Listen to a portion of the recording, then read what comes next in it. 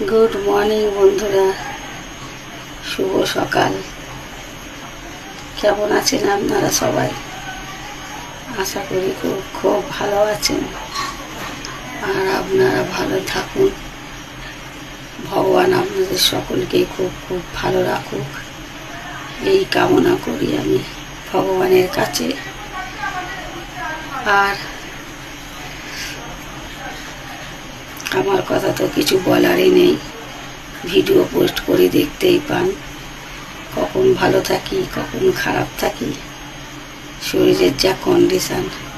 কালই তো রাতে প্রচণ্ড শরীর খারাপ, বাধ্য হয়ে ঘুম আসছে না, বাধ্য হয়ে রাত 2:30টার সময় ঘুমের ওষুধ খেয়েছি। আর জেগে থাকতে থাকতে থাকতে তো ভোরের দিকে ঘুমিয়ে পড়েছি। আর সকাল 9টা বেজে গেছে ঘুম থেকে উঠতে বন্ধুরা, বুঝেছেন? সব কাজকর্ম পড়ে আছে। এই যে চোখটা, এই চোখটায় বাঁদিকের এই চোখটা থেকে নিয়ে আর এই মাথায় যে এই জায়গাটা প্রচণ্ড যন্ত্রণা, চোখ দিয়ে অনবরত জল কেটে যাচ্ছে,